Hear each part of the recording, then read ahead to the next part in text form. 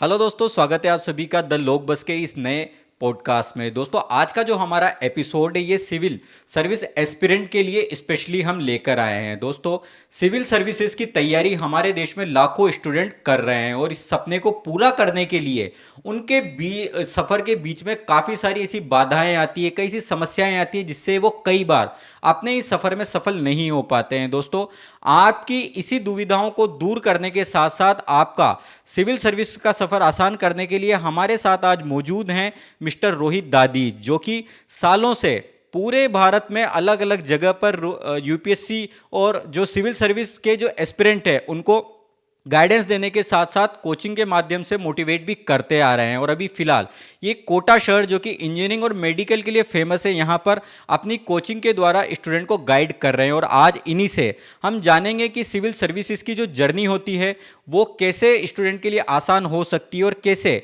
कोई average student या school में पढ़ने वाला या कॉलेज में पढ़ने वाला स्टूडेंट अपनी इस जर्नी को स्टार्ट कर सकता है और क्या ऐसी गलतियां हैं जो हर स्टूडेंट को अवॉइड करनी चाहिए। तो स्वागत है रोहित सर आज के इस स्पेशल पॉडकास्ट में। शुरुआत हम करना चाहेंगे कि आप हमारे व्यूवर्स को कुछ अपने बारे में बताएंगे।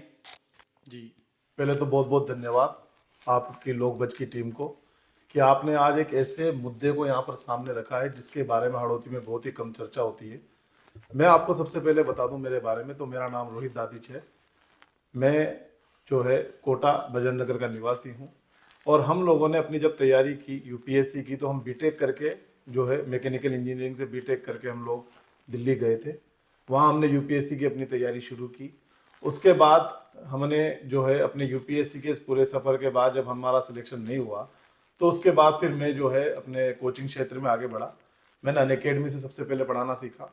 अनअकैडमी में पढ़ाते पढ़ाते वहाँ पर पूरे भारत में, अखिल भारत में 25,000 से अधिक बच्चों को जो है मैंने सिविल सर्विस के लिए तैयार किया। और उस वक्त अनअकैडमी जो है एक फ्री वर्जन लेके आई थी, जो सबसे पहला वर्जन आपने सुना होगा। तो अनअकैडमी का जो मोबाइल पर ही हम लेक्चर्स बनाते थे, तो उस वक्त आर्ट एंड कल्चर में ईश्वर की दया से एक बहुत अच्छी पॉपुलैरिटी बन चुकी थी, क्योंकि कंटेंट अच्छा था और जो उसके साथ जो नया पैटर्न बदल रहा था यूपीएससी का, उस स्वरूप में कंटेंट था। और ईश्वर की दया से बहुत अच्छे उसमें जो है क्या कहते हैं बच्चों ने उसमें से प्रश्न आए और बच्चों ने उसे सोल्व भी किया और प्रतिक्रियाएं बहुत अच्छी थी। उसके बाद लगा कि चलो कोचिंग क्षेत्र में अपना करियर बनाना चाहिए। तो फिर मैंने कोचिंग क्षेत्र में अपना करियर बनाना एक उचित विकल्प समझा और फिर मैंने अपनी तैयारी को कहीं ना कहीं एक फुल विराम दे दिया था। उसके बाद मैं जयपुर आया। जयपुर में मैंने सवाई मानसिंह इंस्टीट्यूट में पढ़ाया, जो एक राजपूत सभा समिति जो है वो उसको संचालित करती है एमआई रोड पर। उसके बाद जयपुर की कई सारी प्रतिष्ठित कोचिंग में पढ़ाने के बाद अखिल भारत स्तर पर पंजाब में, मैं जम्मू कश्मीर से लेकर कई सारी जगह पर पढ़ा चुका हूँ अलग अलग कोचिंगों में। क्योंकि हमारे यहाँ यूपीएससी में अधिकतर हम इंडिविजुअल भी गाइडेंस देते हैं और एक कोचिंग के तौर पर भी हम लोग गाइडेंस देते हैं। इसके अतिरिक्त मुझे कनौड़िया कॉलेज में पढ़ाने का जो है एक तरीके से बहुत अच्छा एक मुझे साधन मिला। कनौड़िया कॉलेज में हमने एक बैच पढ़ाया था, वो फाउंडेशन के लिए था, यूपीएससी के जनरल फाउंडेशन के लिए जयपुर में। और हमें कई जगह यूनिवर्सिटियों में और कई जगह पर विश्वविद्यालयों में हमने पढ़ाया है। इसके साथ ही कई स्कूल्स में भी हमने 11वीं और 12वीं के बच्चों को गाइडेंस दी, जहां पर आर्ट्स और ह्यूमैनिटीज का कल्चर है जी। अब मैं आपको, ये तो परिचय हुआ, ये हमारा परिचय था, लेकिन सबसे बड़ी बात आज हम जिस मुद्दे पर बात करने आए, यूपीएससी सिविल सर्विस प्रिपरेशन। बिल्कुल। तो सबसे पहले तो जितने भी आपके व्यूवर्स हैं उन तक मैं एक चीज पहुंचाना चाहता हूं कि वो सबसे पहले ये जान ले कि सिविल सेवा है क्या। बिल्कुल, क्योंकि अधिकतर हमारे पूरे हाड़ौती कल्चर में आप देखें कि आज का जो मुझे लगता है पॉडकास्ट जो लोक बच टीम ने किया होगा, कहीं ना कहीं आपका फोकस हाड़ौती बिल्कुल बिल्कुल बिल्कुल, जो मैं मानता हूं और वो जरूरत भी है, और इसके लिए मैंने आपको धन्यवाद पहले भी अर्पित किया और आगे भी करूंगा। बिल्कुल। तो मेरा ये कहना है सबसे पहले कि हाड़ौती में सिविल सर्विस को लेकर कुछ 4-5 बातें आपको पता होना बहुत जरूरी है। सबसे पहले तो ये है सर कि हमारे यहाँ पर यूपीएससी को कंडक्ट कौन सी संस्था करती है जी, ठीक है। क्योंकि हम लोग एक शब्द बोलते थे, यूपीएससी की तैयारी कर रहा हूँ साहब, यूपीएससी की तैयारी कर रहा हूँ साहब, जबकि यूपीएससी नाम कोई एग्जाम ही नहीं है, यह तो एक ऑर्गेनाइजेशन है। बिल्कुल। और यूपीएससी जो ऑर्गेनाइजेशन है ये सिविल सेवा का एग्जाम कंडक्ट कराता है जी। और जिसके अंतर्गत भी हम क्या समझते हैं कि केवल आईएएस ही पोस्ट है, जबकि अखिल भारतीय स्तर पर 4 पोस्ट है। उसके बाद ग्रुप ए और ग्रुप बी के अधिकारी वहां से नियुक्त किए जाते हैं जी। तो सर्वप्रथम तो ये जानना बहुत जरूरी है कि आप यूपीएससी की तैयारी करने नहीं जा रहे, आप सिविल सेवा की तैयारी करने जा रहे हैं। और ये केंद्रीय सिविल सेवा की तैयारी भी होती है और साथ में राज्य प्रशासनिक सेवाओं की भी आप तैयारी कई जो लोग अपने स्टेट में करते हैं। जैसे अपने राजस्थान में आरएस की RS तैयारी होती है। अब जो मेरा सबसे पहला आपसे जो चीज थी कि सिविल सेवा के बारे में आज ये जानकारी आपके माध्यम से व्यूअर्स को जाएगी, बिल्कुल।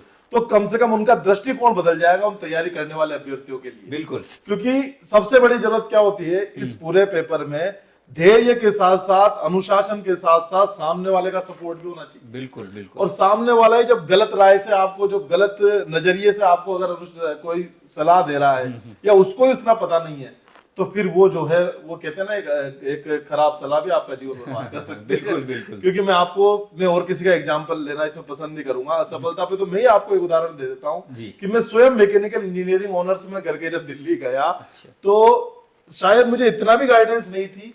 हालांकि ऐसा नहीं था कि हमारे परिवार में या हमारे आसपास कोई आईएएस अधिकारी मैंने देखा नहीं था। मेरे पिताजी एक बहुत सुप्रतिष्ठित वकील है, तो उनकी कोर्ट में मैंने एसडीएम मजिस्ट्रेट वगैरह देखे थे, लेकिन मुझे ये पता नहीं था कि इस पढ़ाई का पैटर्न क्या है जी। शुरुआत कहाँ से की जाए, क्योंकि कारण हम इंजीनियरिंग बैकग्राउंड से आए थे।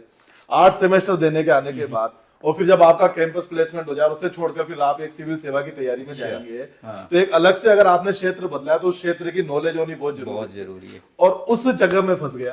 तो इसीलिए मेरा व्यूअर्स से केवल इतना सा कहना था कि सिविल सेवा को जानिए, यानी कि सिविल सेवा जो है वो परीक्षा सिविल सेवा की होती है, लेकिन उसे कंडक्ट तो अगर अखिल भारतीय स्तर है तो यूपीएससी कराती है, बाकी राज्यों के अपने अपने प्रशासनिक आयोग हैं जो इसको कंडक्ट कराते हैं। अब आप जो है इसका आगे सर, अब जैसा कि आपने सिविल सर्विसेज के बारे में बताया कि ये कई यूपीएससी केवल एक ऑर्गेनाइजेशन है और यूपीएससी के माध्यम से कई सारी अखिल भारतीय स्तर पर परीक्षाएं कराई जाती है और इसी तरीके से राज्यों की भी अलग अलग सिविल सर्विसेज के लिए एग्जाम्स होते हैं। और मैं शुरुआत करना चाहूँगा एक बहुत ही कॉमन क्वेश्चन से कि कोई भी अगर स्टूडेंट है तो वो सिविल सर्विसेज की अपनी तैयारी को अगर स्टार्ट करना चाहता है तो वो अपनी तैयारी को कैसे और कब से, ये एक बहुत इंपॉर्टेंट चीज़ होगी, कब से वो शुरू कर सकता है। और इसमें एक चीज़ और मैं ऐड करना चाहूँगा, अगर कोई स्टूडेंट अगर अभी फिलहाल स्कूल में है या कॉलेज में है तो वो अपनी अगर तैयारी स्टार्ट करना चाहे सिविल सर्विसेज के लिए वो कैसे कर सकता है? जी सर, अब सर्वप्रथम मैं इस बात पर आपके जो है, एक तो बहुत ही अच्छा प्रश्न है कि कब से तैयारी, और ये प्रश्न आपका ही नहीं है। हाँ। ये मेरे ख्याल से जो आपके व्यूवर सुन रहे होंगे ना, हाँ। उनके अगर वो बच्चे जो पढ़ रहे होंगे 9वीं 10वीं में, उनका भी है कि मैं कब से तैयारी करूं। और जो बच्चे बीए कर रहे होंगे, बीए बीएससी बीकॉम जो भी ग्रेजुएशन कर रहे होंगे, बीटेक वगैरह, उनका भी यही प्रश्न है, क्या मैं आज से शुरू करूं या मुझे दिल्ली जाकर फिर शुरुआत करनी चाहिए। और यही प्रश्न शायद जो भी आपका व्यूअर एमएससी एमए कर चुका होगा, वो भी ध्यान से सुन लीजिए इस पॉडकास्ट को, वो भी यही सोच रहे होंगे कि क्या हमें भी अब तैयारी करनी चाहिए। और साथ में कुछ ऐसे युवा भी होंगे जो शायद ग्रेजुएशन और पोस्ट ग्रेजुएशन करने के बाद जीवन के उस स्तर पे होंगे जहां उनके लिमिट और एज दोनों खत्म होने को आ रही होगी, तो वो भी यहाँ होंगे। तो आइए इसको पूरा समअप कर लेते हैं इस चीज को एक तरीके से। सबसे पहले तो मैं आपको बता दूं कि सिविल सेवा एक इतना बड़ा मंच है जहां से आप समाज को एक अच्छा नेतृत्व दे सकते हो, सामाजिक सुरक्षा को बहुत ज्यादा सुरक्षित कर सकते हो। लेकिन उसके लिए सर्वप्रथम इस परीक्षा को पास करना जरूरी है। और परीक्षा के मानक जो हैं वो केवल इतने से हैं कि आपकी उम्र न्यूनतम 21 वर्ष हो और आपने किसी भी विश्वविद्यालय से जो मान्यता प्राप्त है, किसी भी विश्वविद्यालय से, वहां से आपने स्नातक की उपाधि प्राप्त की हो, यानी कि ग्रेजुएशन आपके पास होनी चाहिए। अब इस बात को लेकर अगर देखा जाए तो कहीं ना कहीं दिमाग में आ गई कि भाई जब तक 21 का नहीं होगा तब तक पेपर की तैयारी कैसे करूं जी। सबसे बड़ी बात ये होनी चाहिए। लेकिन आपको मैं बता दूं, यूपीएससी जो है, संघ लोक सेवा आयोग, उसने जब सिविल सेवा के स्टैंडर्ड को तैयार किया तो सिविल सेवा का जो मोटिवेशन, जो प्रेरणा है ना, वो कोई 10वीं का बच्चा या कोई 8वीं का बच्चा अगर अपने जिले में कलेक्टर को देख ले, अपने जिले में किसी प्रशासनिक अधिकारी को देख ले, आरएस को देख ले, तहसीलदार पटवारी जी, नायब तहसीलदार जी को देख ले, तो उसके दिमाग में औचक प्रश्न तो आएगा ही। वो सोचेगा कि यार मैं भी तो बन सकता, एक चार्म होता है। तो वो पूछने का अगर प्रयास करेगा, यानी कि सर्वप्रथम तो सिविल सेवक कौन है, माँ बाप पहले तो इसकी पहचान कराए। आई बात समझ कि सिविल सेवक को बताए कि भाई ये सिविल सेवक है, इन्होंने ये परीक्षा पास करके यहाँ पर आए। क्योंकि ये अंतर जब तक बच्चे को समझ में नहीं आएगा ना, वो कांस्टेबल की परीक्षा को भी वही समझेगा और सिविल सेवा की परीक्षा को भी वही समझेगा। सही है। ये बहुत बड़ा फैक्ट है, मैं आपको बता दूं। शायद कहीं ना कहीं हमारा हार्ड होती इसी में कम, क्योंकि देखो मैंने पहले भी कहा, मैं अभी भी कह रहा हूँ कि हार्ड होती को ही फोकस रखते हुए मैं सारी बातें आज आपसे करूंगा। मैं ऑल इंडिया की बात नहीं करूंगा, मैं हार्ड होती को फोकस में रखूंगा पूरा का पूरा। तो मैं आपको बताऊं कि सर्वप्रथम तो क्या है कि जो तैयारी का विकल्प है, सारे व्यूवर्स आपके यहाँ देख रहे हैं, अगर मैं कहता हूं कि कोई 9वीं या 10वीं का बच्चा है, कोई 6ठी क्लास का ही बच्चा है, सर्वप्रथम उसमें यूपीएससी की अवेयरनेस लाइए, यानी कि संघ लोक सेवा आयोग की जो परीक्षाएं हैं उसकी अवेयरनेस उसके अंदर आज से ही डालिए। कैसे डालिए?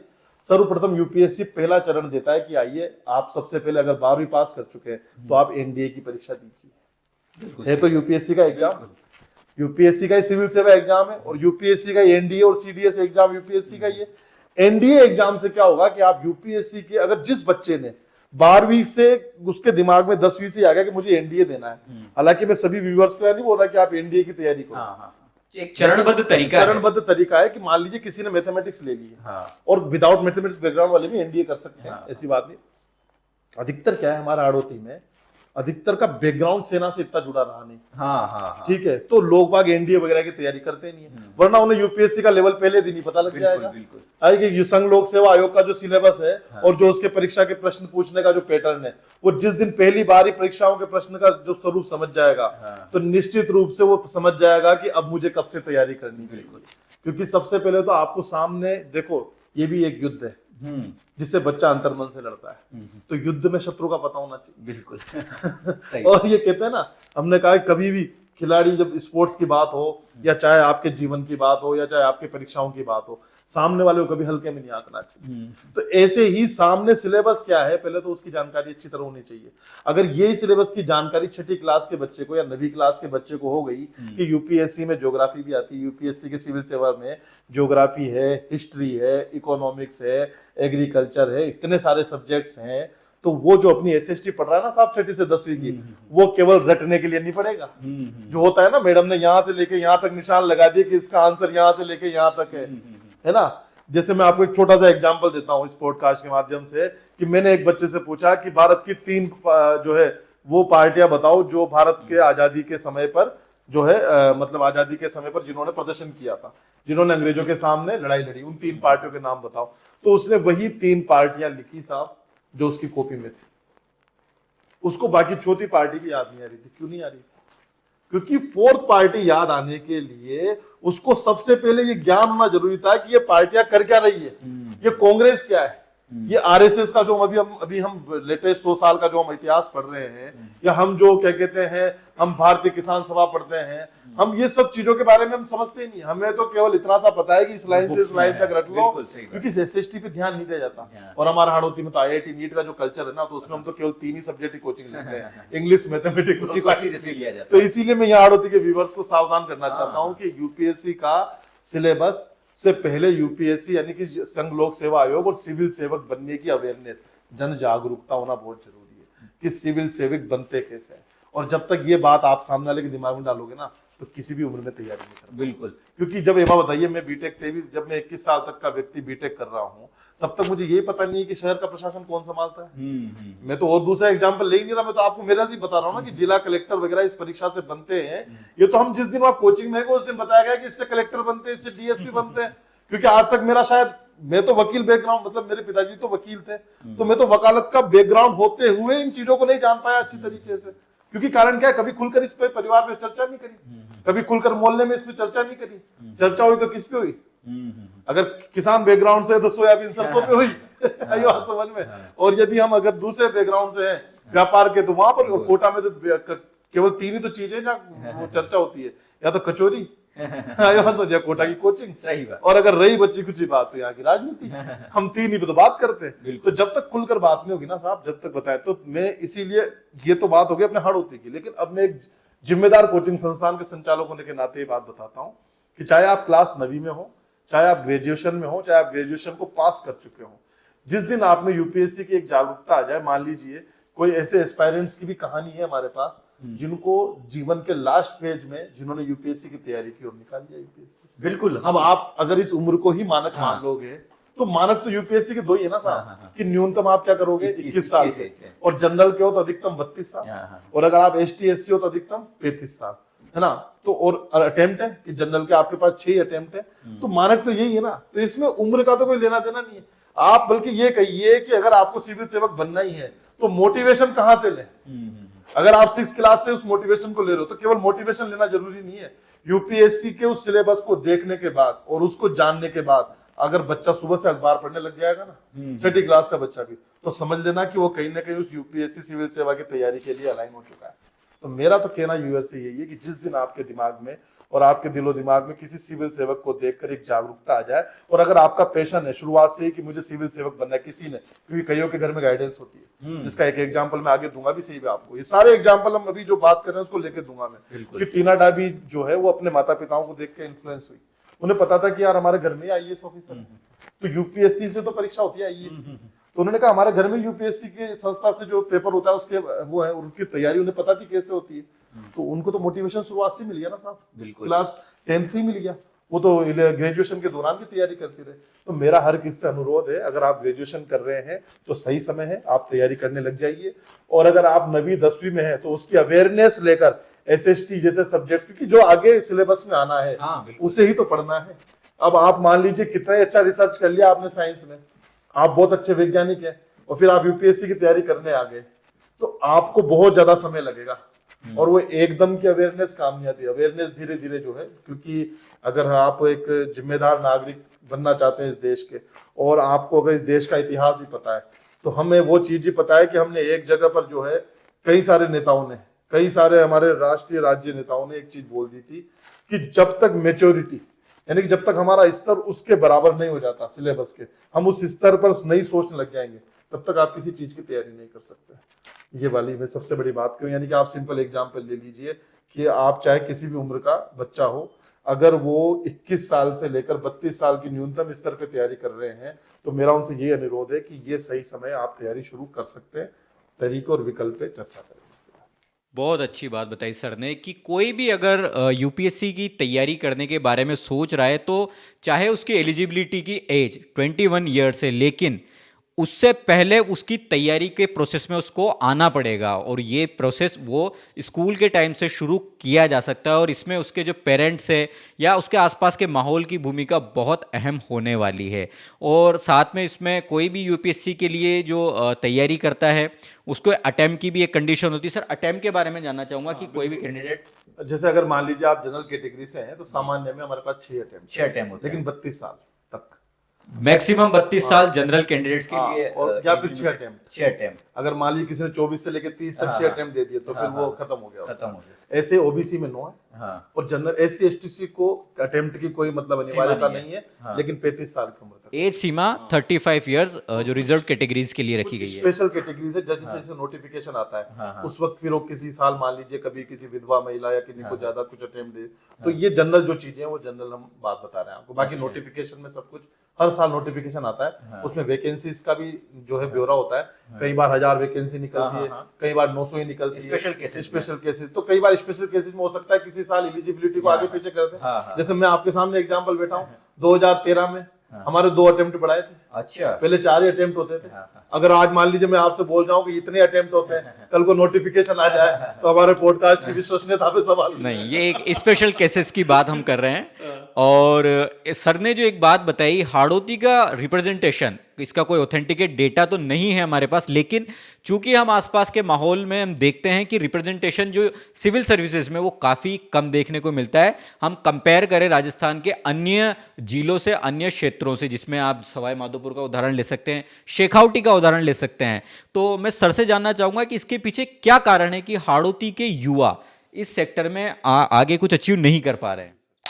सर्वप्रथम तो मैं आपको बताऊं कि जो आपने प्रश्न अभी हाड़ौती को लेकर किया, तो यूपीएससी के पास डाटा क्यों नहीं होता है, क्योंकि कई सारे माइग्रेंट्स होते हैं जी। कईयों के पिताजी ट्रांसफर हो गया, या कईयों की पीढ़ियां वहां रही, लेकिन वो लोग जो है अपने उसके पिताजी या वगैरह जो है माइग्रेट करके बाहर चले गए, उन्हें वहां यूपीएससी की गाइडेंस मिल गई। तो इसीलिए कई बार क्या आंकड़े जुटाना बहुत ही असंभव होता है, वरना अभी तक आंकड़े आपके सामने आ जाते हैं। लेकिन फिर भी एक अंदाजा हमारा ये है कि हाड़ौती से बहुत ही कम रिप्रेजेंटेशन, क्योंकि जब हम देखते हैं ना अखबारों में देखते हैं, तो जयपुर जिले से, आपके सीकर जिले से, सवाई माधोपुर से बहुत रिजल्ट आते हैं, लेकिन कोटा बूंदी बाराजाल अवार्ड 4 जिले हैं, ये 4 जिलों से 4 भी नहीं आते।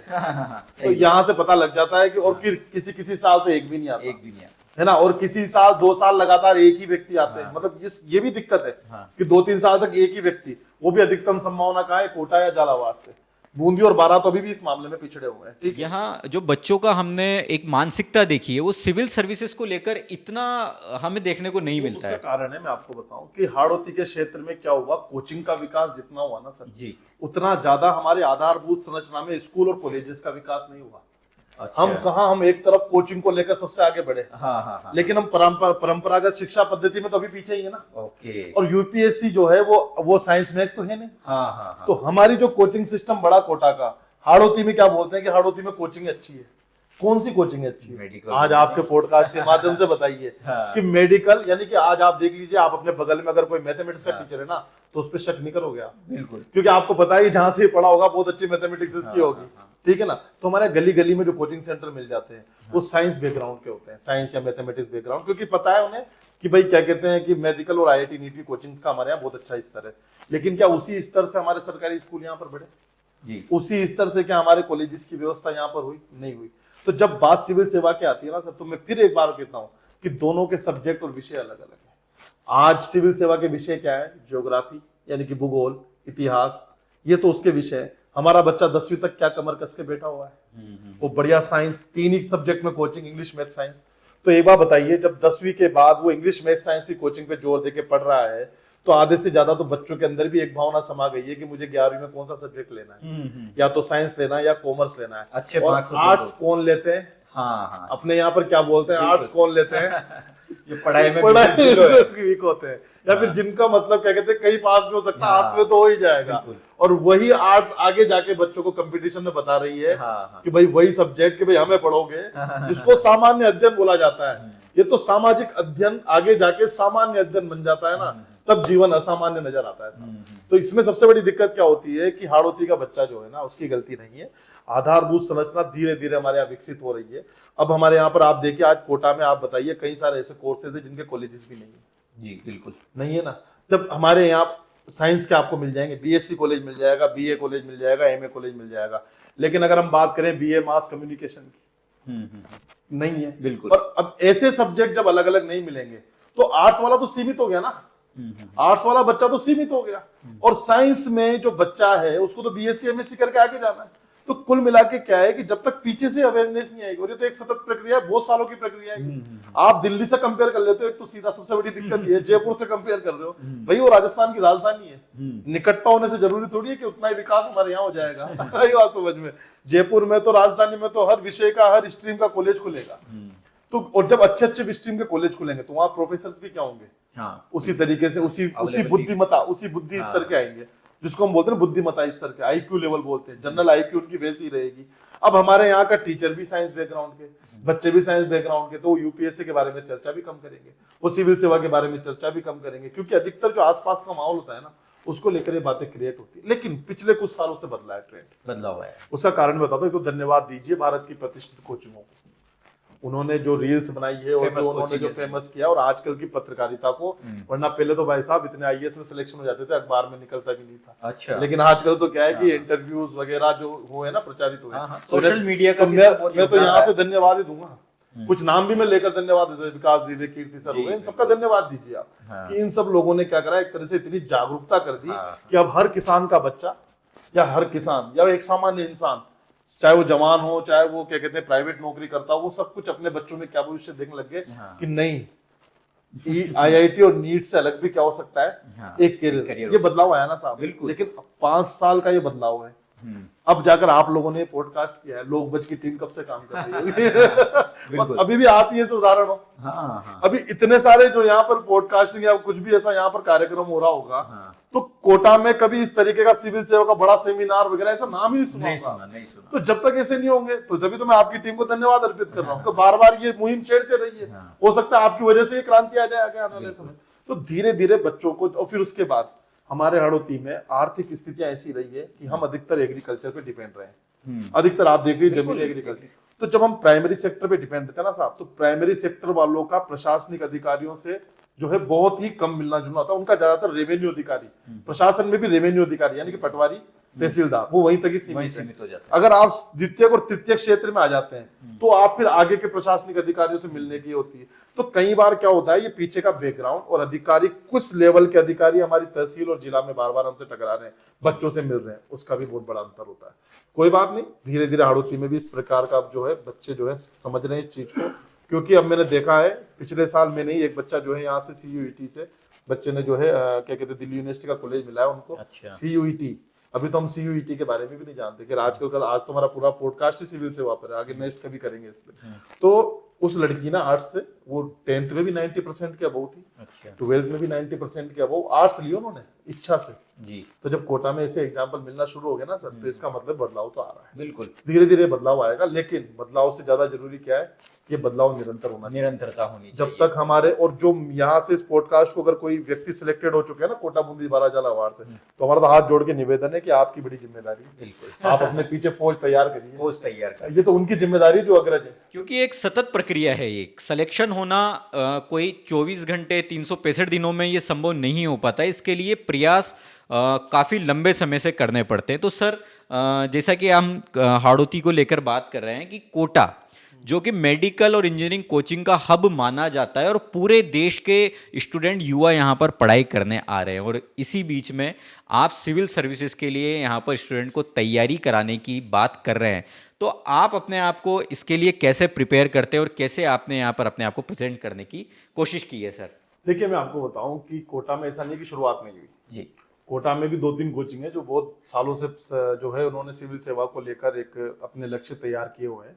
लेकिन सबसे बड़ी दुविधा उनके सामने भी यही है कि अधिकतर बच्चे हमारे यहाँ हाड़ौती में, सबसे बड़ा दिक्कत क्या है कि हमारे परिवार में भी, कई परिवारों में भी सबसे पहले कहते हैं कि किसी छोटी नौकरी में सेट हो जाओ। और जबकि ये पता नहीं नौकरी कोई भी छोटी या बड़ी नहीं होती सर, नौकरी नौकरी होती है, सेवा सेवा होती है। मैं आपके पॉडकास्ट माध्यम से कह दूं कि अगर कोई चपरासी भी तो अपनी मेहनत से बने, बिल्कुल, और अगर कोई कलेक्टर भी तो वो भी अपनी मेहनत से बने। तो नौकरी को आप सम्मान देना सीखे पहले तो। और हमारे यहाँ क्या होता है, पर हम ये सोचते हैं कि नहीं नहीं, फिर लेवल की बात करो आप इस स्तर की, कि पहले हल्के स्तर की तैयारी कर ली जाए।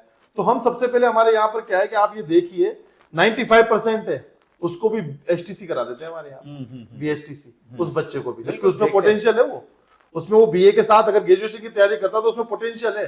पर अगर उस बच्चे को कहीं ना कहीं एनडीए जैसे एग्जाम का पता होता ना, या फिर उस बच्चे को ये पता होता कि आगे जाकर जो है यूपीएससी इस की तैयारी करा सकती है, जैसे सीएपीएफ भी होता है एक, अच्छा, सेंट्रल आर्म पुलिस फोर्स, ये तो आज से तो नहीं हो रहा ना, बहुत पहले से, जिसमें डीएसपी बनते हैं डायरेक्ट अर्धसैनिक बलों में, यूपीएससी तो कराता है ना इसके अलावा यूपीएससी जो है आईईएस तो कराती है, भारतीय इंजीनियरिंग सांख्यिकी में भी कराती है। एपीएफसी आज से नहीं करा रहा है, असिस्टेंट प्रोविडेंट फंड कमिश्नर कभी से बना रहा है वो। तो हमारे और तो स्ट्रीम हम जानते ही नहीं। तो फिर हमारे यहाँ सबसे बड़ी दिक्कत ये आ जाती है कि बच्चों को ये पता ही नहीं है। बिल्कुल। तो कोचिंग वाले जो है ना वो कंफ्यूज है, बच्चे उतनी संख्या में मिलते नहीं है। और दूसरा, हमारे कॉलेजेस में उस स्तर के बच्चे आते ही नहीं है। अभी दिल्ली में तो आप जान लीजिए कि जो भी बच्चा दिल्ली यूनिवर्सिटी में पढ़ रहा होगा सबसे पहले कोचिंग ज्वाइन करेंगे, या फिर वो यूपीएससी के फाउंडेशन की तैयारी करेंगे, फिर अपने कॉलेज की पढ़ाई करेंगे। और हमारे यहाँ क्या है कि कॉलेज की पढ़ाई पर ज्यादा फोकस है, और कॉलेज में भी उस स्तर की पढ़ाई नहीं है। ठीक है, कारण क्या है कि बच्चे या तो उतनी संख्या में उपस्थित नहीं है, आई बात समझ। तो कई बार क्या है कि ये कल्चर थोड़ा सा क्या है खराब है, तो इस कल्चर को हमें बदलना पड़ेगा। और हाड़ौती के बच्चे से तो एक विनम्र अपील ये करनी पड़ेगी कि आप सर्वप्रथम सबसे पहले तो सिविल सेवा, चाहे राजस्थान की सिविल सेवा की तैयारी करें, चाहे भारत की सिविल सेवा की तैयारी करें, सबसे पहले सिविल सेवा के जो मानदंड है उनको सीखें। और इसके अलावा सबसे पहले एग्जाम्पल्स देखिए ना, हम अपने यहाँ नयापुरा में कलेक्टर से जब तक नहीं मिलेंगे जब तक पीड़ित नहीं होंगे, ऐसे एक दिन मिल लेंगे तो क्या हो जाएगा? सही बात। एक बार बताइए, कलेक्टर साहब ने लिख रखा है कि 11 से 12 बजे तक आप उससे मिल सकते हैं। अगर मान लीजिए आज मैं बीए कर रहा हूँ, तो मेरा सबसे हाईएस्ट क्या है स्तर? यूपीएससी की सिविल सेवा। मैं मेरे क्षेत्र के हिसाब से अगर मैं आगे जाना चाहता हूँ, एकेडमिक में आगे जाना चाहता हूँ, तो दिल्ली यूनिवर्सिटी या बड़ी बड़ी यूनिवर्सिटी में प्रोफेसर बनना, या अंतर्राष्ट्रीय रूप में प्रोफेसर बनना। और अगर मैं सरकारी स्तर पर नौकरी करना चाहता हूँ तो सबसे बड़ी नौकरी कौन सी है? सिविल सर्विस में। और सिविल सर्विस का सबसे बड़ा अधिकारी कौन सा है? जिला कलेक्टर। जिला कलेक्टर कहाँ है? आपसे कितनी सी दूरी पर है? अगर आप कोटा में है तो नयापुरा में है। नयापुरा में आप उसके ऑफिस में जाते ही नहीं है। अगर आप एक भी दिन उसके ऑफिस में जाके उसके ऑफिस के आसपास का कल्चर देख लें, मोटिवेशन तो ऑटोमेटिक मिल जाएगा। मैं तो आपको खुद कह रहा हूँ ना साहब कि मैं खुद ही नहीं गया तो मैं तो औरों की तो बात ही नहीं करता। ठीक है, और फिर का वर्षा जब कृषि सुखाने कि मतलब जब आपकी उम्र निकल जाए, फिर उसके बाद आप कलेक्टर को फिर तो महसूस कर देखने जाते हो आप, अरे कि यार ऐसा कलेक्टर का ऑफिस होता था। तो कई बार क्या होता है, जैसे हमने आईआईटी इंजीनियर्स में हमने देखा, इंजीनियरिंग करके आने के बाद जब उन्होंने अपने घरों की स्थिति दशा सुधारी, डॉक्टरों ने आने के बाद जब अपने गाँव में परिवर्तन किए, हॉस्पिटल्स खोलने लग गए, तो अपने आप क्या लगा कि यार हमारा बच्चा भी डॉक्टर होना चाहिए, क्योंकि एक सुरक्षित कैरियर नजर आ गया ना। तो जब तक एक सुरक्षित कैरियर नजर नहीं आएगा ना आपको, और जब तक आपको वो अधिकारियों को देखकर उनका काम करने का स्टाइल पसंद नहीं आएगा, तब तक आपके अंदर वो असली मोटिवेशन नहीं आ सकता था। वरना फिर मोटिवेशन तो ऐसा, आज आपके पॉडकास्ट हो सकता है कुछ गुब्बारे फूल जाए, फिर वो वापस से सुई लग जाए और खुश हो जाए, वो वाली बात होती उस प्रक्रिया में शामिल होना एक और निरंतरता रखना एक बहुत बड़ी बात है। और जो सर बता रहे हैं कि कोचिंग्स वगैरह या फिर जो भी माध्यम हैं, उन लोगों को भी तभी स्पार्क मिल पाएगा जब उनके सामने स्टूडेंट इस टाइप के आ पाएंगे। सर इसी को लेकर मेरा एक अगला प्रश्न आपके सामने ये रहने वाला है कि आजकल जो ऑफलाइन कोचिंग के साथ साथ हम देखते हैं कि ऑनलाइन कोचिंग भी एक विकल्प के रूप में आगे बढ़ रहा है और सेल्फ स्टडी भी एक विकल्प है। तो एक सिविल सर्विसेज के लिए तैयारी करने वाला एक युवा है, वो कंफ्यूज है कि मैं किस माध्यम से अपनी तैयारी को अच्छे से कर सकूं। इसमें आपका क्या अनुभव रहेगा? इस देखिए, मैं आपको बताऊं कि 3 ही तरीके हैं तैयारी करने के। आज के आधुनिक युग की बात करें, या तो हम टीचर्स के सामने जाके पढ़ लें, ऑफलाइन क्लासेस कर लें, या फिर जो है हम ऑनलाइन क्लास के माध्यम से तैयारी कर लें, और या फिर हो सकता है कि कोई हमें मार्गदर्शित करता रहे, हम घर बैठ के अपनी सेल्फ स्टडी करते हैं। बिल्कुल, परंतु मार्गदर्शन तो चाहिए ना। हाँ। अब सबसे बड़ी बात आज इस पॉडकास्ट के माध्यम से मैं आपको बता दूं, इसकी एक छोटी सी डील भी निकालना। सबसे पहले तो ये समझो कि ये एक लिखित वस्तुनिष्ठ परीक्षा है, यानी कि वस्तुनिष्ठ परीक्षा भी है, लिखित भी है और मौखिक भी है, यानी कि तीनों स्तर। प्रीलिम्स में जहां पर वस्तुनिष्ठ प्रश्न होते हैं यानी कि एमसीक्यूज, उसके बाद मेंस में क्या होते हैं आपके रिटन एग्जाम, और रिटन भी कितने के केवल 200 शब्दों में आंसर को सीमित करके लिखना है। अच्छा, ठीक है। उसके बाद आप चले जाइए इंटरव्यू में, जहां पर 30-35 मिनट तक आपको एक ऐसे बोर्ड के सामने इंटरव्यू देना है जो लगातार इस चीज के अभ्यस्त है कि वो रोजाना ही इतने इंटरव्यू लेते रहते हैं। बिल्कुल, और वो सच को बिल्कुल सामने निकाल लेते हैं। तो अब पहला चैलेंज तो क्या है? पहला चैलेंज तो बच्चे के अंदर धैर्य, पेशेंस, कि पेशेंस है या नहीं है। तो पेशेंस जनरेट कहां से होगा? वो उसकी सही गाइडेंस से तो जनरेट होगा। तो मेरा आपसे यही कहना है कि जब तक कोई भी सिविल सर्विस एस्पायरेंट इस चीज को लेकर फोकस नहीं करता कि मेरा परीक्षा का माध्यम क्या है, तब तक उसके लिए विकल्प चाहे कोई सा भी वो अपना ले। आप एक बताइए, अगर आप किसी भी क्वेश्चन की लिखित अभ्यास नहीं करेंगे, किसी मुद्दे को लिखित नहीं लिखना चाहेंगे, या 200 वर्ड में अपने विचारों को अभिव्यक्त नहीं करना चाहेंगे, तो चाहे आप ऑनलाइन पढ़े चाहे ऑफलाइन पढ़े, या किसी से मार्गदर्शन प्राप्त कर लें। और जब तक उस लिखे हुए का कोई विश्लेषण ना कर ले, उसका एनालिसिस कोई दूसरा ना कर ले, या आप स्वयं ना कर लें, तब तक आपके लिए पूरी परीक्षा तीनों माध्यम में क्या है? बेकार है। यानी कि सिविल सेवा की परीक्षा करने का कोई भी विकल्प सब अच्छे हैं, चाहे ऑफलाइन करो, चाहे ऑनलाइन करो, चाहे सेल्फ मोटिवेशन से करो, लेकिन चीज तो एक ही है ना, तरीका, जो हम बार बार अपने पॉडकास्ट में कह रहे हैं कि उस परीक्षा का मंतव्य क्या है उसको समझो। बिल्कुल, उस परीक्षा का मंथन करो कि वो परीक्षा किस टाइप की है। आप एक देख लीजिए कि हमारे यहाँ सीधी भर्ती होती है पटवारी की, एमसीक्यूज आते हैं, आपने करे, पटवारी बन गए आप डायरेक्ट। अब अगर मान लीजिए आप उसी रिदम में ऑनलाइन ऑफलाइन या फिर आप सेल्फ स्टडी की तैयारी करते हो, तो प्री तो पास हो जाओगे, मेंस में क्या होगा फिर दूसरा सबसे बड़ा परिवर्तन क्या है सिविल सेवा की तैयारी का? किताब से प्रश्न उठकर नहीं आता डायरेक्ट, कि डायरेक्ट किताब से प्रश्न उठकर आ जाए। बहुत एनालिसिस और विश्लेषण के बाद इस तरह की पंक्तियां दिखती है जो आप सोचते होंगे कि ये हमारी कहां से ले लिया गया ये प्रश्न। जाने ऐसा लगता है कि सिविल सेवा के लिए, परीक्षा के लिए, मैं आपको पॉडकास्ट के माध्यम से यूपीएससी से बात कर रहा हूँ, ये कि यूपीएससी के सारे अधिकारियों ने, ऐसा लगता है मुझे, जितने भी सारे अधिकारी है वहां, उन्होंने एक टीम बना रखी है, और उन टीम को है ना मार्केट में भेज रखा है कि जाके विश्लेषण करो कोचिंग वाले क्या पढ़ाते हैं। उससे बिल्कुल हट के पेपर आता है। आप ये देखिए कि मतलब मुझे बड़ा अचंभा सा महसूस होता है। मैंने भी अटेम्प्ट दिए साहब, तो मैंने 5 अटेम्प्ट में ये चीज देखी है कि मतलब आज तक ऐसा नहीं हुआ है कि 2 या 3 प्रश्न के अलावा या 4-5 प्रश्न मान लीजिए कि वो बिल्कुल सेम टू सेम किताब से आगे। और अगर आप किताब को लेके चलोगे तो फिर सिलेक्शन तो कभी जिंदगी में नहीं हो सकता ना। अच्छा। यानी कि पेपर क्या है? दिमाग को खोलने वाला। इतना एक्सेस प्रेशर आपको क्यों दिया जा रहा है? क्योंकि जिस दिन कलेक्टर बन गए ना, उससे इतनी ज्यादा जिम्मेदारी कलेक्टर की होती है, आप तो जानते ही हैं, क्योंकि आप लोगों ने उनके साथ भी पॉडकास्ट वगैरह किए होंगे।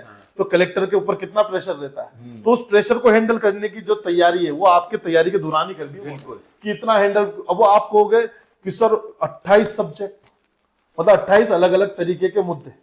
अब इतने मुद्दों पर विश्लेषण करना, रोजाना अखबार पढ़ना, अखबार में से वो खबरें निकालना जो यूपीएससी सिविल सेवा में पूछना चाहते हैं। अब आज का बच्चा जो है, अब आपने जो उम्र की है, मैं इस बात को छेड़ रहा हूँ एक छोटे से एग्जांपल से। आपने उम्र की बात करी साहब कि यूपीएससी के लिए उम्र कौन सी होनी चाहिए। मैं तो कहता हूँ उम्र छोड़ो, आज के कितने यूथ है जो अखबार पढ़ रहा है, अब उसमें हाड़ोती का कितना यूथ है साहब जो अखबार पढ़ रहा है।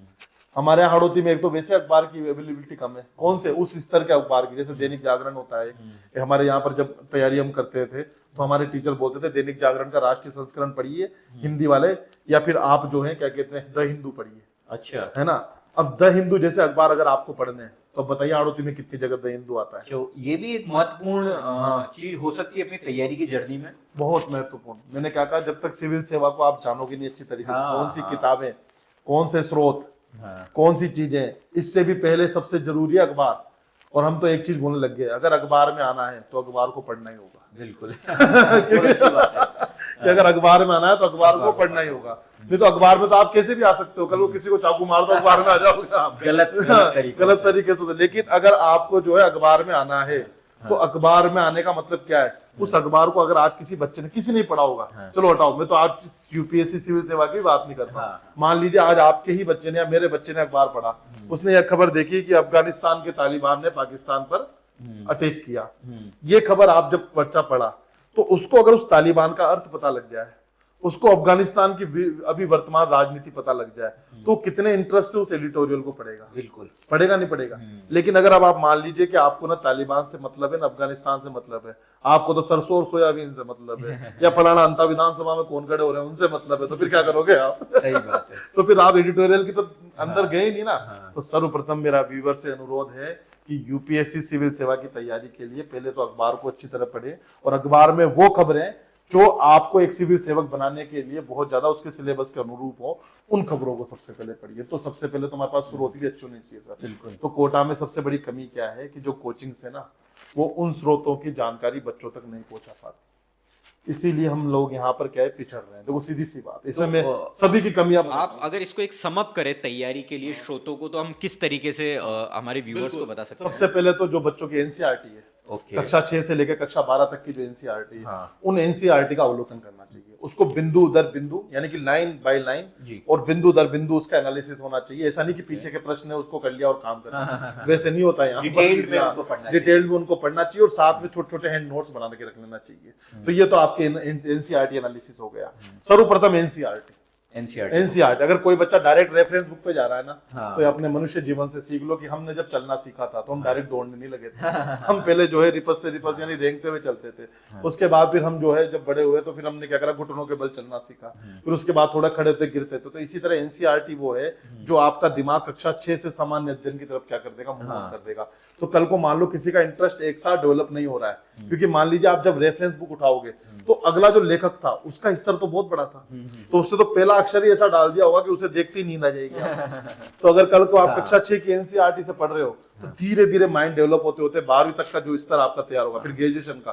तो यानी कि पहले एनसीईआरटी पढ़ लीजिए, हाँ एनसीईआरटी पढ़ लीजिए सभी सब्जेक्ट्स की। फिर सभी सब्जेक्ट का जो है आप अपने अगर कोई नंबर वगैरह देंगे तो उस पर मैं व्हाट्सअप भी कर दूंगा, और अगर कोई बच्चा आपसे पूछे तो आप उस स्रोत की लिस्ट दे देना। जैसे पॉलिटी के लिए कई सारी किताबें, लक्ष्मीकांत है, डीडी बसु है भारत की राज्य व्यवस्था के लिए, इतिहास के लिए भी बहुत सारी किताबें हैं, वीपी चंद्रा है, ठीक है, और इसके अलावा क्या कहते हैं अपने ग्रोवर एंड ग्रोवर है, कई सारी किताबें हैं।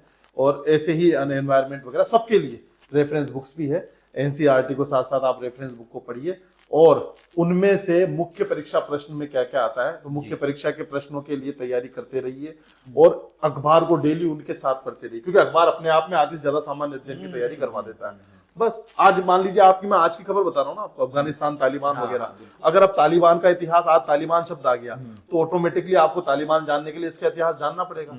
तो आप कहाँ जाएंगे, गूगल नेट। और भी आज को तो इतना अच्छा डिजिटल मामला है, एआई। आप एआई से जो जानना चाहते हो, चाहे जेमिनी हो, चाहे आपका परप्लेक्सिटी हो, चाहे चैट जीपीटी हो, आप बस उसमें डाल दीजिए तालिबान, पूरा इतिहास आ जाएगा, और उसको एक कागज में लिख लीजिए। आज तो बहुत सरल तैयारी है साहब। कोई कहता है अगर यूपीएससी की तैयारी कठिन है, तो आज के टाइम पे कठिन नहीं है, तैयारी का तरीका कठिन हो चुका है।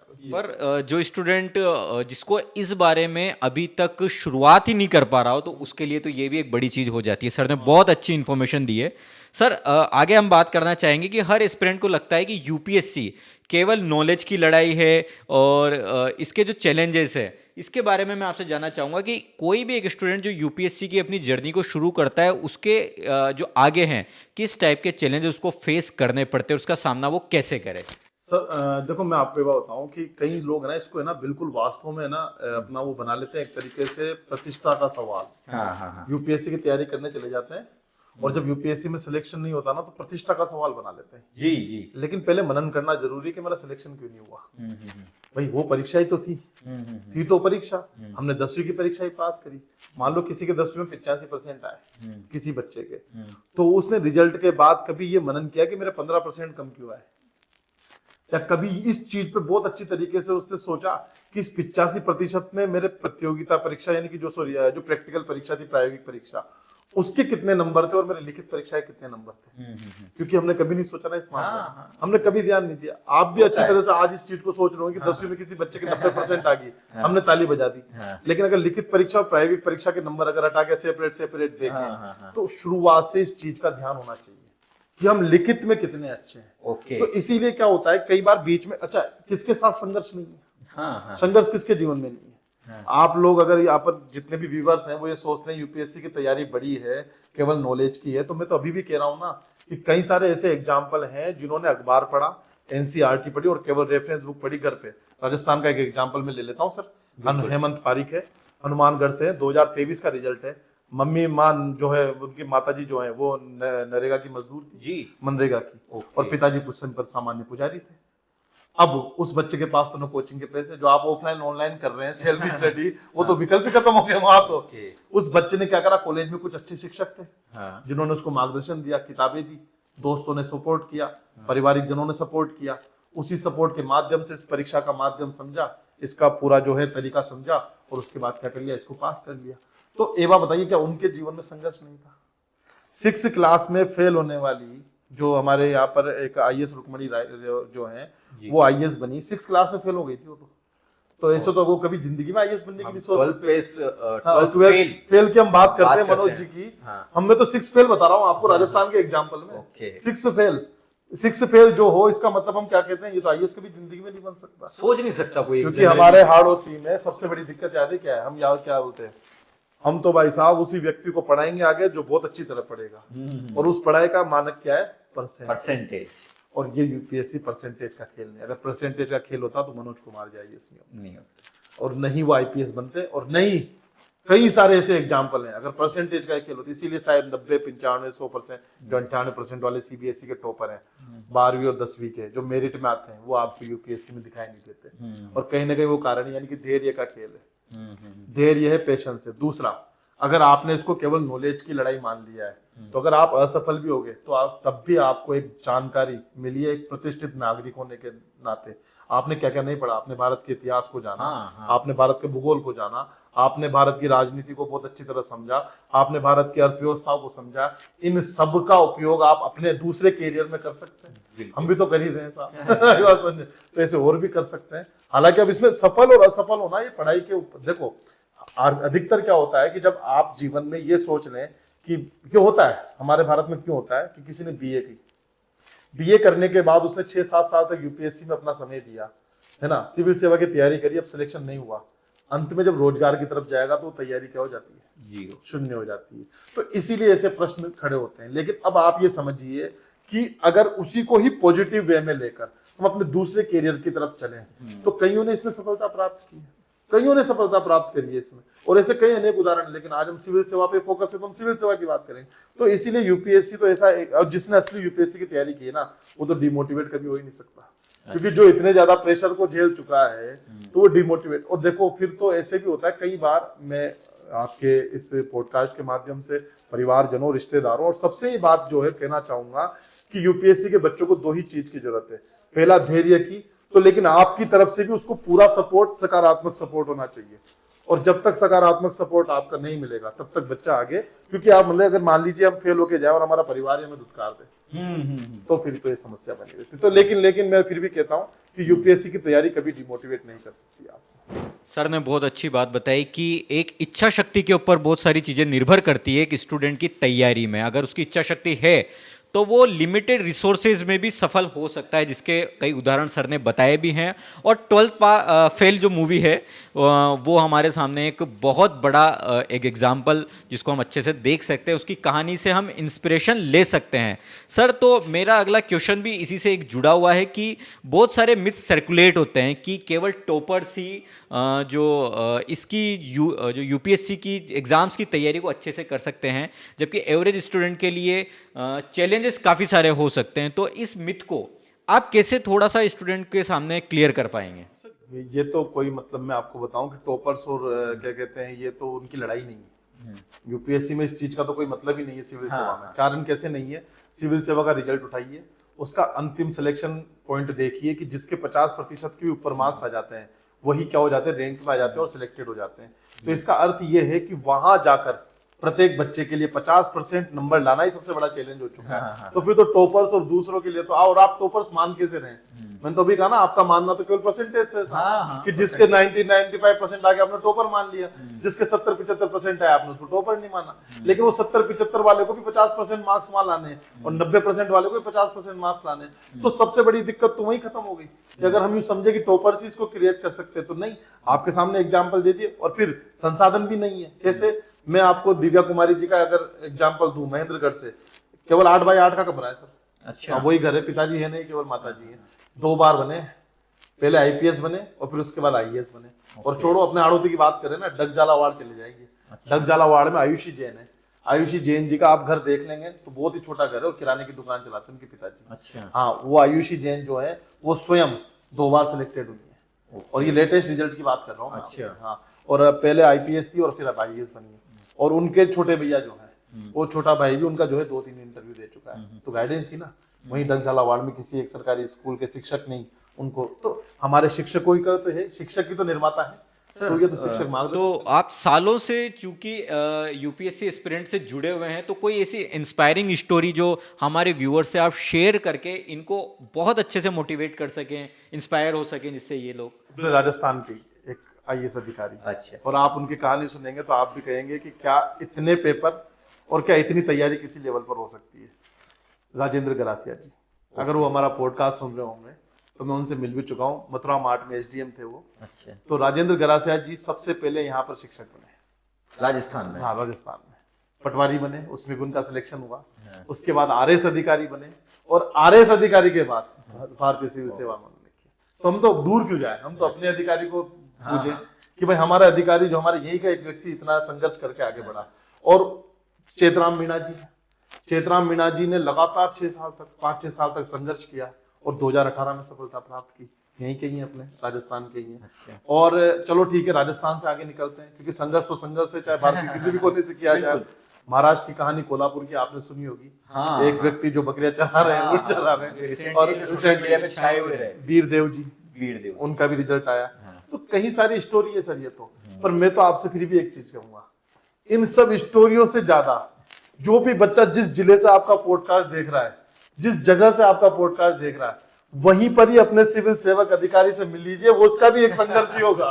बिल्कुल बिल्कुल। क्यों इतना दूर जाना है? देखिए क्या होता है साहब कि संघर्ष से हमें बस ये प्रेरणा मिलती है कि सब ये कर सकते हैं तो हम भी कर सकते हैं, ठीक है। लेकिन शायद उसकी अनुभूति इतनी नहीं हो पाती। कहते ना कि जाके पे न फटी बिवाई सो क्या जाने पीर बराई वाली बात है। तो बिवाई तो फटने दीजिए, यानी कि क्या, संघर्ष तो करना ही है। लेकिन आप एक तो टीवी के माध्यम से जान रहे हैं, रिकॉर्डिंग के माध्यम से जान रहे हैं, और एक साक्षात आप उस अधिकारी से जब मिल जाएंगे और उसका हाथ आपके कंधों पे आ जाए सपोर्ट करने के लिए कि बेटा तैयारी करो, मैं आपकी मदद कर सकता हूँ। मेरे ख्याल से कोई जिले का ऐसा कलेक्टर नहीं जो बच्चों को मना कर दे कि मैं गाइडेंस देने के लिए। कई कलेक्टर तो निःशुल्क गाइडेंस देते हैं, और अभ्युदय योजना और अनुप्रति योजना में कई सारे कलेक्टर और कई सारे अधिकारी, कलेक्टर ही नहीं, कहीं ग्रुप ए और ग्रुप बी के अधिकारी भी हैं, वो सब जो है अपना गाइडेंस मार्गदर्शन देते हैं। तो इसीलिए बच्चों से मैं तो ये कहूंगा कि संघर्ष तो सबका ही है।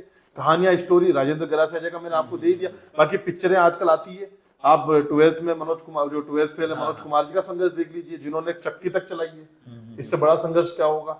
और फिर आज आप हाड़ौती की बात करते, हमने तो बीहड़ से रिजल्ट देखे हुए निकलते हुए, बीहड़ों में क्या स्थिति होगी, तो वहां से जब रिजल्ट निकल जाते हैं। तो ये तो सर देखो सीधी सी बात है कि संघर्ष को देखकर ही अगर आप पढ़ोगे, और किसी को अगर संघर्ष देखकर ही पढ़ना है, तो सर्वप्रथम वो अपने ही माता पिता का संघर्ष देख ले। बिल्कुल कि घर में उनको वो आगे बढ़ाने के लिए क्या क्या पड़े।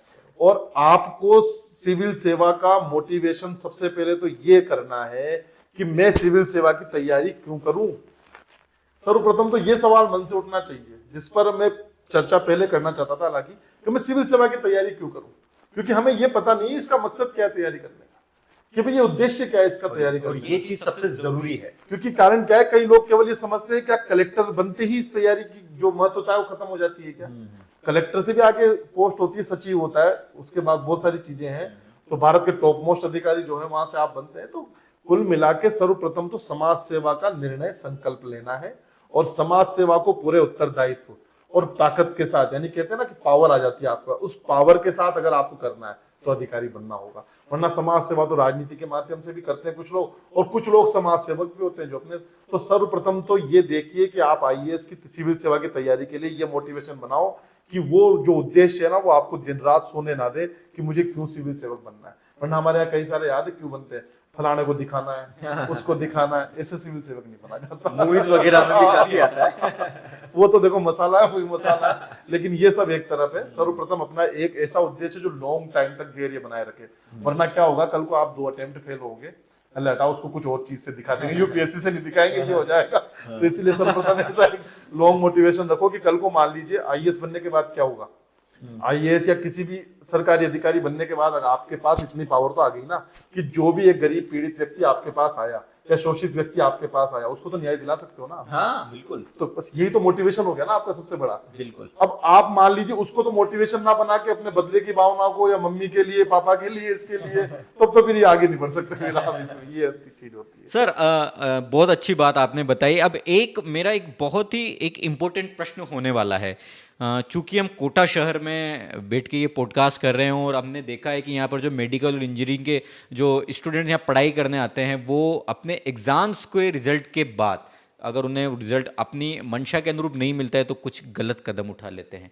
इसी तरीके से जो सिविल सर्विसेज की तैयारी में स्टूडेंट बड़े चार्म को देख के अट्रैक्ट होके वो आते हैं, शुरुआत करते हैं, फिर उन्हें सफलता कठिन लगने लगती है, तो वो अपना मोटिवेशन बनाए रखें या फिर वो कोई गलत कदम ना उठाएं, और कौन से उनके पास अदर विकल्प इससे जुड़े हुए हो सकते हैं? ये मतलब मैं मानता हूँ कि इस प्रश्न पर चर्चा होना बहुत जरूरी है। बिल्कुल। जैसे मान लीजिए किसी के 2 अटेम्प्ट खराब हो गए, 3 अटेम्प्ट खराब हो गए, उसके बाद वो ये सोचते हैं कि अब हम करें क्या। देखो ऑप्शन बी होना जरूरी है। मैं आपको बताऊं, प्लान बी बहुत जरूरी है। ऑप्शन बी या प्लान बी आपका होना जरूरी है। इसके ऊपर एक वेब सीरीज बनाई थी अनअकैडमी ने, धन्यवाद देता हूं आपके माध्यम से अनअकैडमी को, कि उन्होंने एक एस्पायरेंट करके एक वेब सीरीज बनाई थी। उसमें उन्होंने ये चीज जरूर बोली थी कि आपके पास एक प्लान भी होना चाहिए। तभी तो हम कह रहे हैं कैरियर काउंसलिंग होना बहुत जरूरी है, माँ बाप की भी और बच्चों की भी।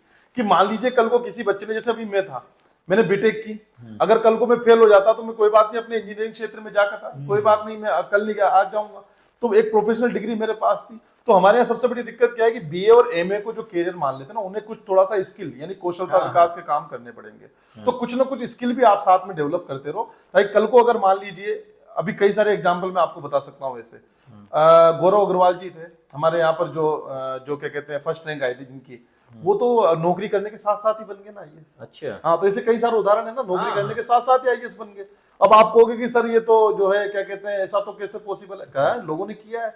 तो मान लीजिए कल को आपके अगर अटेम्प्ट खराब हो गए और आपके पास आर्थिक स्थिति ऐसी नहीं है कि आप अकेले बैठ के तैयारी कर सको, इतना घर वाले आपको सपोर्ट नहीं कर सकते और आपको कमाना ही पड़ जाएगा, तो आप अपना प्लान भी शुरुआत से तय। मैंने जब भी तो कहा सर कि युद्ध है, अंतर्मन का युद्ध है। पहले रण, क्या कहते हैं, आपको रण में जाने से पहले खुद के मन में खेलना होगा इसको, यानी कि आपको आज से लेकर भविष्य तक का एक कोर प्लानिंग करनी पड़ेगी। और अब तो कोचिंग वालों का धन्यवाद दीजिए, दिल्ली में बहुत अच्छी तरीके से, दिल्ली जयपुर में आप जाएंगे तो एक प्लानर देते हैं पूरा। Annual planner. हाँ, क्या होता है उसमें? एनुअल प्लानर ये होता है कि जिसमें मतलब एनुअल आप किस तरह से तैयारी करेंगे, हमारे यहाँ पर पहले कौन सा सब्जेक्ट पढ़ाएंगे, ये सब कुछ। तो एक तो उनका प्लानर हो गया, तो एक हमारा भी तो प्लानर होना चाहिए। हाँ, बिल्कुल होना चाहिए भाई। एक प्लान ए हो गया, और अगर हम सिलेक्ट नहीं हो पाए तो प्लान बी में कर लेंगे। और जिनकी तो केवल ध्येय, जिन्होंने यूपीएससी सिविल सेवा को बना रखा है, अगर वो अपने सिविल सेवा में, केंद्रीय सिविल सेवा में पास नहीं हो पाते तो राज्य सिविल सेवा में चले जाते हैं। तो अभी मैं आपको एक एग्जांपल दे दूं, Abhay Pratap Singh commercial tax officer हैं, 9 अलग अलग राज्यों की परीक्षाओं में पास हुए हैं, और अभी यूपी में कमर्शियल टैक्स ऑफिसर लखनऊ में, राजस्थान में भी 2 बार प्रशासनिक सेवा निकाल चुके हैं, और इसी कोटा की धरती से एग्जाम दिए थे उन्होंने। अच्छा। मुख्य परीक्षा के पहले बने जेल अधीक्षक, फिर बने बिहार में डीएसपी पटना में, राजस्थान में भी उनका 2 बार सिलेक्शन हुआ, और यूपी में फिर एक बार बने वो क्या कहते हैं कमर्शियल टैक्स ऑफिसर दूसरी बार भी कमर्शियल टैक्स ऑफिसर बने और अभी भी वो एसडीएम वगैरह के लिए प्रयासरत है। तो देखो ना आप, वो और यूपीएससी में 3 इंटरव्यू दिए हुए हैं। अच्छा। हाँ, उन्होंने 3 इंटरव्यू यूपीएससी में दिए हुए हैं और इसके अलावा सीडीएस का और सीएपीएफ का भी उन्होंने 2-2 इंटरव्यू दे रखे हैं। इतना बड़ा संघर्ष तो अभय प्रताप सिंह का है, लेकिन उनका ध्येय क्या था, उन्होंने कहा, और इसके अलावा पढ़ाते भी थे वो कोचिंग अच्छा। संस्थानों में। हाँ, और पढ़ाते पढ़ाते उनका सिलेक्शन भी हुआ। तो वो कहते थे कि देखो, मुझे नौकरी तो केवल फिर सिविल सेवा करनी है, वरना फिर मैं घर का काम संभालूंगा। लेकिन उन्होंने कहा कि वो लगे रहे और आज वो देखो आप सफलता के पथ पर है। सीटीओ झांसी में हूँ। तो मैं अगर वो हमारा पॉडकास्ट में शेयर करूंगा सर, आपका भी सुन लेंगे। तो ये है, झांसी में वो। तो सर ने बहुत अच्छे तरीके से बताने की स्टूडेंट्स को कोशिश करी है कि सिविल सर्विसेज का जो एक पहाड़ स्टूडेंट अपने मन में क्रिएट कर लेते हैं कि जिसको तोड़ना एक असंभव सा काम लगता है, तो उसको हम किस तरीके से एक सतत प्रक्रिया जो तैयारी की है उसमें आकर और अपने आप को मोटिवेट रखकर इसको अचीव कर सकते हैं। तो सर इस पॉडकास्ट के लिए मैं आपको धन्यवाद देना चाहूँगा और अंतिम एक मैसेज आप स्टूडेंट को क्या देना चाहेंगे जो कि सिविल सर्विसेज के लिए अपनी तैयारी शुरू करना चाहते हैं लेकिन अब भी कंफ्यूज है और अपने आप को डीमोटिवेट फील कर रहे हैं? मेरा इस पॉडकास्ट के माध्यम से सभी बच्चों से एक विनम्र निवेदन है और साथ में मैं आपसे कहना चाहता हूं कि आप तैयारी करना चाहते हैं तो सर्वप्रथम तो अपने जिले के सिविल सेवक से मिलिए, उनसे पूछिए, क्योंकि वो आपके कंफ्यूजन का बहुत अच्छी तरीके से आंसर दे सकते हैं। क्योंकि बिना किसी के जीवन और उसके इतिहास और उसके बैकग्राउंड को जाने हम यहाँ से उसके बारे में कोई राय बना नहीं सकते। सही बात। लेकिन मैं आपसे ये कहूंगा कि अगर आपको सिविल सेवा की तैयारी करनी है तो एनसीईआरटी आपका मुख्य बेसिक है, अखबार आपका मुख्य बेसिस है, आप अखबार को पढ़िए। अगर इसमें आपको कोई भी किसी प्रकार की हेल्प चाहिए तो लोकबच की टीम जो है वो किसी माध्यम से आप मुझ तक या भारत के कई अच्छे अच्छे प्रतिष्ठित टीचर अध्यापक हैं, आप उन तक जाइए। यानी कि आपको मार्गदर्शक मिलेंगे, लेकिन मार्ग पर चलना आपको ही है, रणनीति आपकी ही होगी और धैर्य और साहस भी आपको ही बनाए रखना है। लेकिन निश्चित है कि जीत की विजयश्री जरूर पताका फहराएगी अगर आप धैर्य, साहस और अपने आत्मबल से इसकी तैयारी करेंगे। बहुत बहुत धन्यवाद सर का। तो व्यूवर्स, उम्मीद है कि आज का ये जो पॉडकास्ट है आपको काफ़ी मोटिवेटिंग और इंस्पायरिंग लगा होगा। दोस्तों, अगर आप रोहित सर से कांटेक्ट करना चाहते हैं तो इनके कांटेक्ट नंबर आपको स्क्रीन पर अभी नज़र आ रहे होंगे। साथ ही इस वीडियो के डिस्क्रिप्शन में भी रोहित सर के कांटेक्ट नंबर आपको मिल जाएंगे, जहां से आप कांटेक्ट करके जो यूपीएससी के एग्ज़ाम्स की जानकारी के साथ साथ इसको लेकर जो गाइडेंस है वो प्राप्त कर सकते हैं। अगर ये पॉडकास्ट आपको अच्छा लगा तो प्लीज़ इसे लाइक ज़रूर करें। साथ ही अगर आपके कुछ वैल्यूएबल कमेंट्स है तो आप हमें शेयर जरूर करें, जिससे कि आगे भी हम अपने वीडियोस में सुधार करने के साथ साथ कुछ और नए पॉडकास्ट आपके लिए ला सकें। और दोस्तों, हमारे इस YouTube चैनल को सब्सक्राइब करके बेल आइकन ज़रूर दबा दें। मिलते हैं अगले पॉडकास्ट में। Thank you.